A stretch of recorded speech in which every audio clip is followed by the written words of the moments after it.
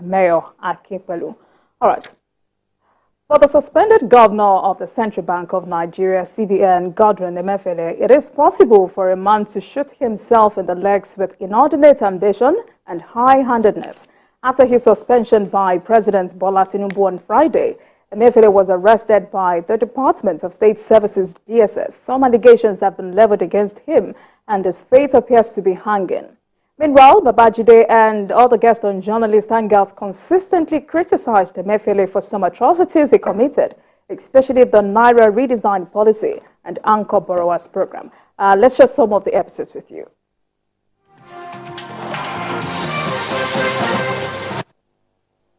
Because you are CBN governor, you are now playing God. You are playing God. You are showing an arrogance that does not match your success in office. At all. I mean, what are we talking about? Something.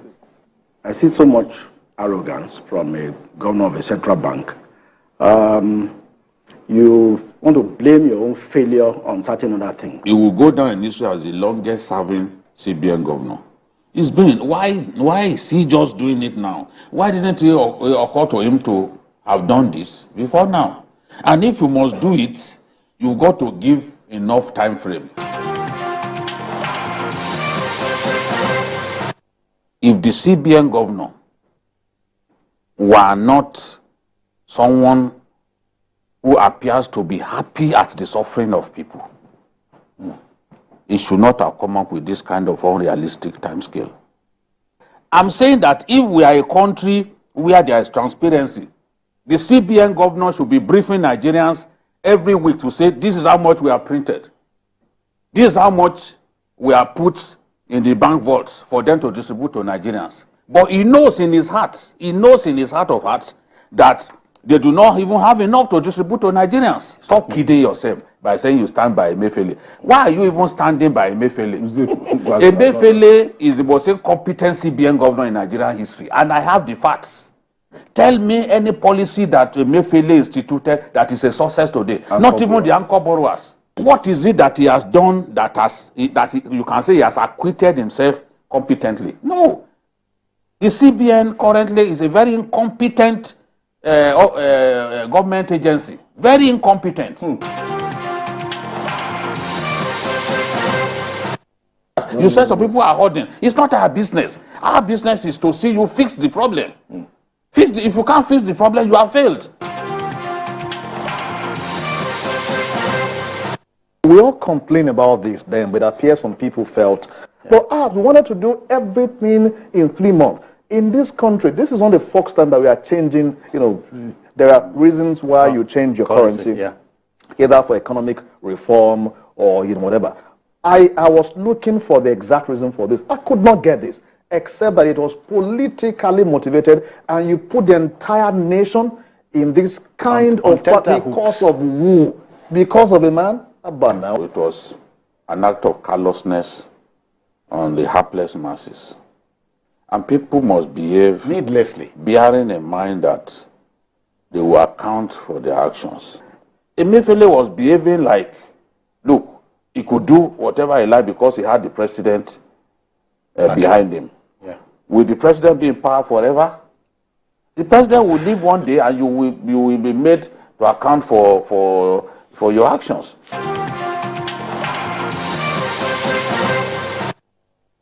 This CBN governor has shown too much disdain, so much disrespect to Nigerians. This is a fact. What stops him from coming out to say, yes, I had a meeting with the bankers committee, and this is our resolution. I've been saying it that normally, given the crisis that we are going through, it should even be addressing us on a daily basis until we solve the problem. But Emefiele prefer to listen to opportunists for Nigerians to be able to hold the banks accountable. All you needed to do was tell us that this is what you have agreed. We are dealing with a CBN that had not planned well before coming up with this shitty policy. Now, you are thinking that, once the elections are over, this whole problem. Don't be too sure. Did they print enough? The answer is no. They don't print enough. They didn't print enough. Look at the implementation of the policy. It's been implementation in a terrible manner. Everybody can see it. Even if you are ashamed, if you can't pose like this, like you're posing with the president, if you can't smile like was this. posing that yes, time. but that it has not been side breakfast. You call yourself a trained journalist. You can see people dying on the street. You can see people standing on the queue and collapsing and dying. You had no shame to say that you stand by a man who has inflicted that pain on people.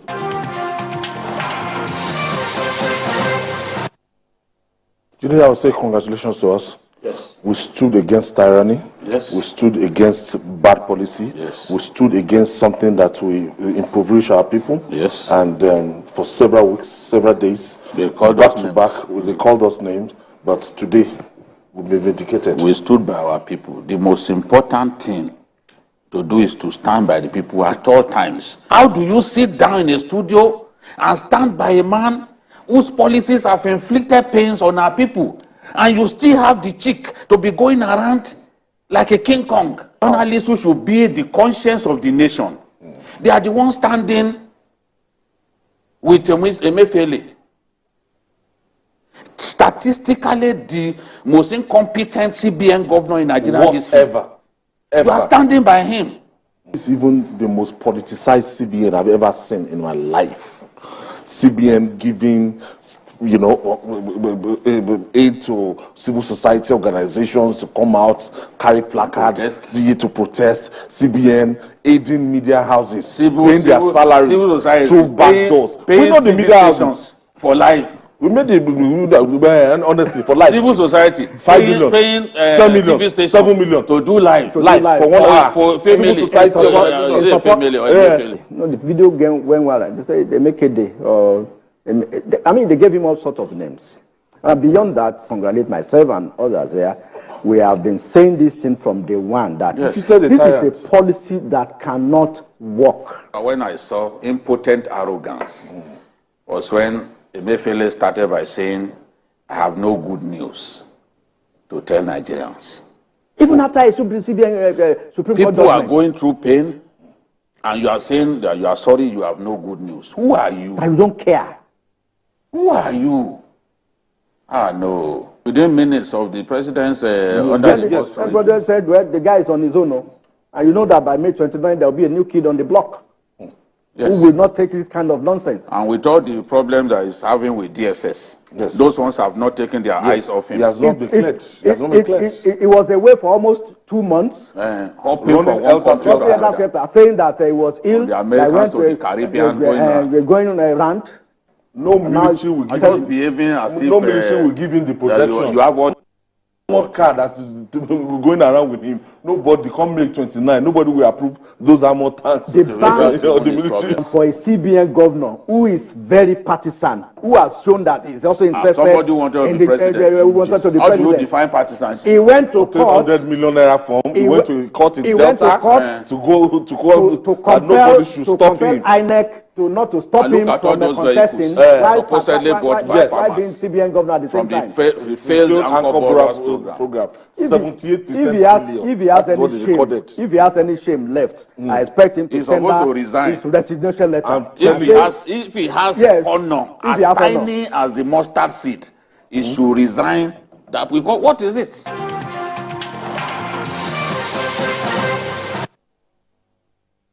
There you have it. All right, gentlemen, with how consistent your criticisms were, did you see this coming? Any surprises here?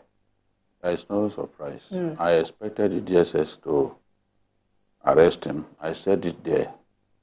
And you can see the DSS moved in yesterday. I arrested him.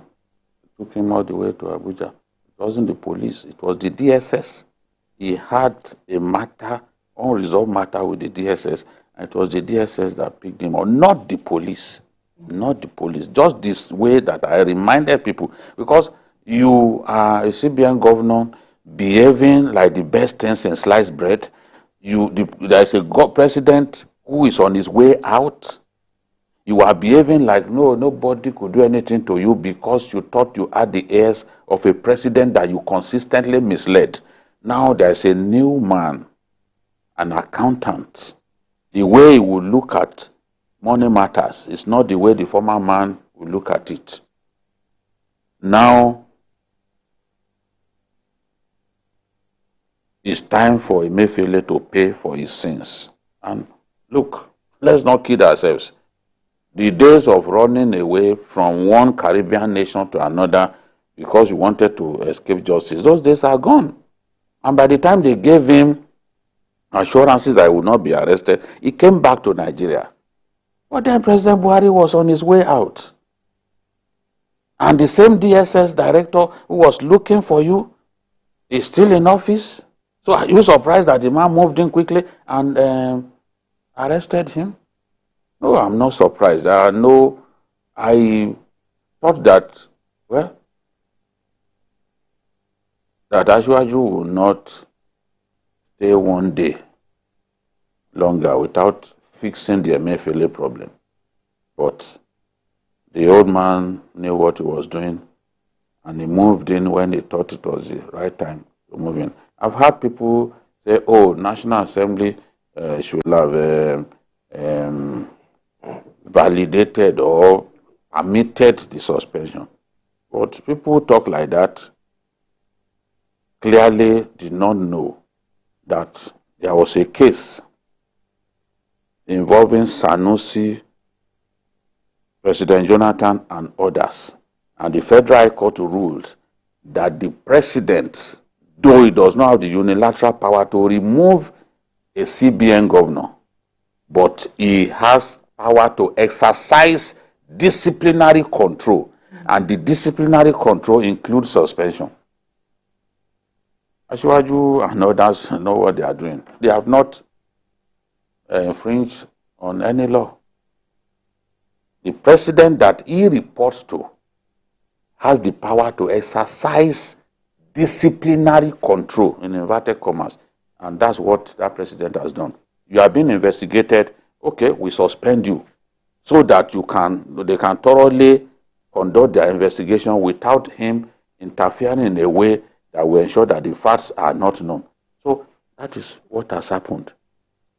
This man is the longest serving CBN governor in our history. He is the 12th CBN governor that we've had in 66 years. But he misused the opportunity that God gave him. Under him, look at the beating that the naira has suffered. Look at the beating that the naira has suffered. It's just like Leicester City beating Southampton 9-0. It's just like Manchester United beating Ipswich 9-0. Those are the Premiership record for severe beating. That is what the naira has continued to suffer under a man who became CBN governor at a time when the naira hovered at between 185 to 200 naira to a dollar. Today, the other day it was 768. 768, from 200 to 768. And you are still arrogant, you are still pompous, you are still telling Nigeria, I have no good news for you. Oh, you have no good news for us. You can't even show a little politeness, even if you didn't have good news. At least there's a way to let it come across to us. Abba, Emefiele, if we value good performance of public officers, Emefiele shouldn't have spent up to 3 years in that office because he's the most grossly incompetent CBN governor in Nigerian history.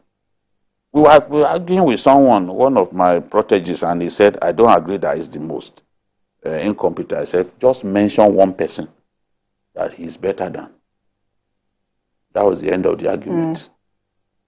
That was the end of the. He couldn't come back to me to mention who Emefiele is better than among the CBN governors that we've had. Even when a journalist was CBN governor in this country, Adamu Chiroma was a journalist, he became CBN governor in this. He wasn't as incompetent as this fellow.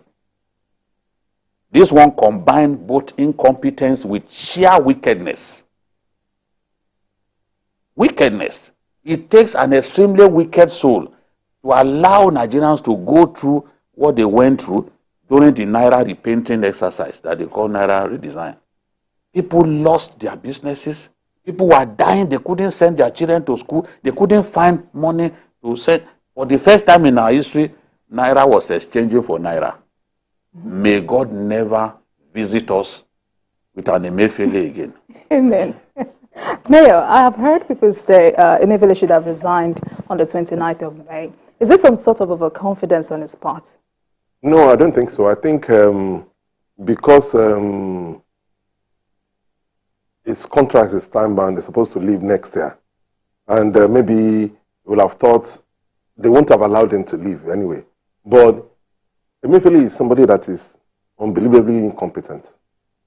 And the monetary policy under his watch was the worst ever. Even at the time that the world suffered economic meltdown during the time of Soludo, we were able to survive it because of good monetary policies. But this is a man that doesn't know anything. It's unbelievable his level of incompetence, because you cannot point out to any program that he initiated and executed and you can say, oh, this is something that shows a lot of brilliance. And the unbelievable thing about him is that he survived because he was pandering to the dictates of the Kaban. Yes, it was the Kaban that gave him second term. It's not as if he was qualified for that second term.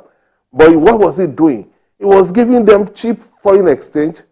He was giving them cheap foreign exchange, which they were using to do round tripping.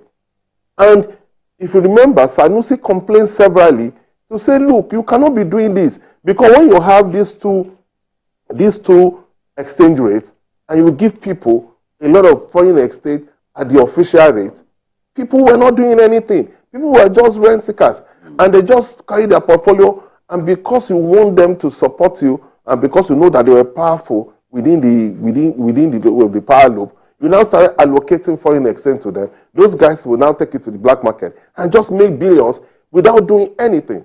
But you see, it's the naira redesign program was the one that proved that Emefiele was unbelievably incompetent. We kept saying it to say, look, how can this man not see? Because Nigeria lost trillions because of that currency swap. And it took our economy back several years. And it's unbelievable why a man would do a program like that is not well thought out. Even those of us who are not economists, it was obvious that this thing will not work. And it did not work. Even when people were frustrated and went to court, and the court said, look, revert back to status quo ante, he refused. He refused. Even when the Supreme Court said that, he refused. And unfortunately, because the Kaban was the one using him, and because President Buhari, by his own style, doesn't use power very well, and power abhors vacuum, then the Kaban were able to now take things. So it's easy to deceive the president, to say, oh, this program will fight terrorism, this program will fight vote buying during an election. So the president thought, oh, this was a good program. But it was obvious that the program was not good. It was affecting Nigerians. It was affecting the economy. And this man could not say it. That is one. Two, for the people that complain that it is right, that the president has the power to suspend the governor of the central bank. It's not removed. It's only when he wants to be removed that you need the 2/3 of the National Assembly. But you see, you have to suspend somebody. If you want to investigate what is being done in CBN, you cannot allow the CBN. Leave him in office. You can't leave him in office. He has not been sacked. He will still be entitled to. But you see, there is another thing that people are not looking at. This man was accused of economic sabotage and sponsoring terrorism. Yes. How did you get that is yes, because that is that allegation that the DSS said this man was channeling money to IPOP. And the DSS wanted to arrest him then. But because he was still a major player within the last government, he thought he was untouchable.